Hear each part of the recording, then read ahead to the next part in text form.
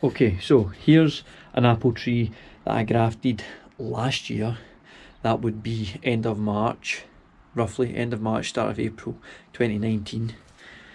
Now, I'll just show you down here. Again, quite a bit of length in the rootstock. Is that good or bad? I'm not entirely sure yet. The jury's out.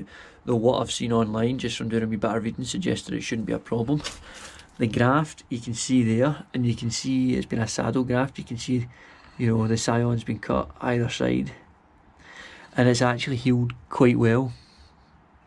You know, there's no real unsightly bits. It seems quite solid. That score down it was just me cutting the grafting tape to try and take it off, which is obviously scored the wood. It was a bit, you know, a bit annoying. It's not ideal, but doesn't seem to have done it that much harm. This is growth again below the rootstock. I will cut that off in a second. Now, I have essentially, you can see that from there, from the graft point to there, that was the piece of scion. And then this there, that join, you can just see it there. That was a single shoot. Like, just as they've got a single shoot, that was the single shoot that I chose to become the next trunk. Then what I did was, I allowed them to grow up. And you can see, and there, see there, cut at an angle. See, just cut at an angle, and I've got the grafting wax there.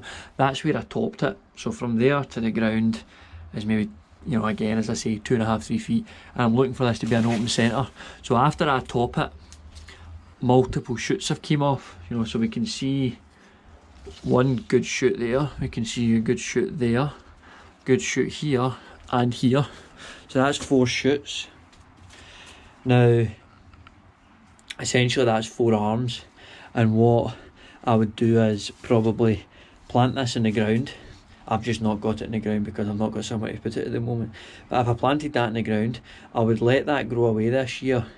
Now they're obviously trying to grow vertically. I would maybe tie a bit of string around them and open them up if you wanted it really open. Or what might be necessary, depending on how it's growing, is if it's a real vertical piece, that could be cut out and you could have 3 arms in a sense. But then again, they'll try and verticalise, so I would leave it as it is at that point, and I would try and pull them apart. And I actually think stressing them and opening them up like that, because you allow light into the wood, and I think just the stress of it actually encourages it to produce fruit buds.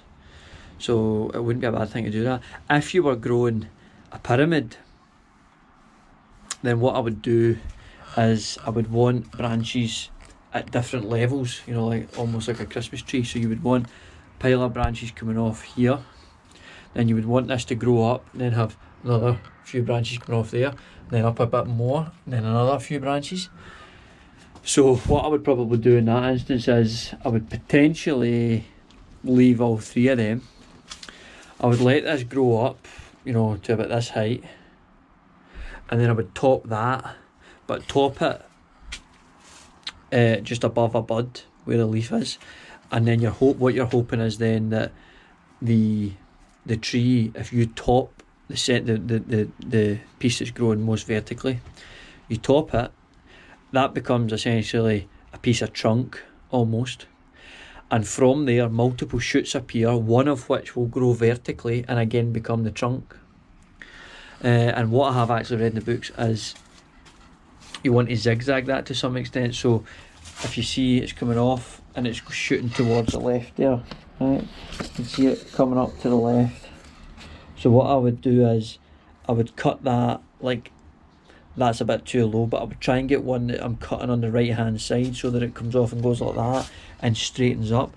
If you consistently cut and the bud's facing left, it will grow and grow out more. But if you cut and it's facing to the right, it will come back in towards the centre and kind of straighten up the trunk a wee bit. So I'm certainly no expert in that. I've only read that in the books, but it does seem logical. Now that's really all I've got at the moment. I appreciate this has probably been quite a long video, but Hopefully it's informative and maybe it'll encourage some other people to graft some trees. There's definitely some failures. I've probably grafted, I can't remember how many exactly. I think I had 30 roots and 5 from the previous year to do.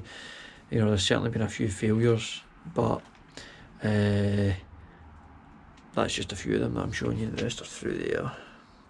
But yes, so I'll film again when I've got another update. Thank you. Bye bye.